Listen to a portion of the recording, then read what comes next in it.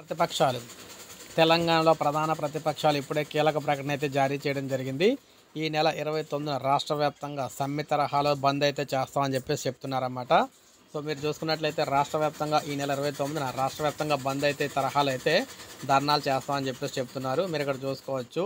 ఈ నెల 29న తెలంగాణ వ్యాప్తంగా దీక్ష దివాస్ అయితే చేస్తామని చెప్పేసి పిలుపు అయితే ఇచ్చారనమాట. ఈయన అంటే తెలంగాణ వ్యాప్తంగా అన్ని నియోజకవర్గాల కేంద్రాల్లో ఈ నెల 29న తేదీన దీక్షా దివాస్ కార్యక్రమం నిర్వహించాలని చెప్పేసి పార్టీ శ్రేణులకు అయితే పిలుపునిచ్చారు.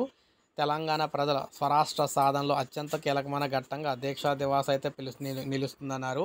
2009 నవంబర్ 29వ తేదీన కేసీఆర్ చేపట్టిన ఆమర నిరాహార దీక్షతో మలిదశ ఉద్యమం అయితే ఉవ్వెత్తున ఎగసి స్వరాజ్య సాధనకైతే బలమైన పునాదులు అయితే వేసిందని, ఈ దీక్ష యావత్ భారతదేశ రాజకీయ వ్యవస్థను కూడా కదిలించిందని, తెలంగాణ రాష్ట్రాన్ని ఏర్పాటు చేస్తున్నామని కేంద్ర ప్రభుత్వం స్వయంగా ప్రకటన చేసేలా చేసిందన్నారు.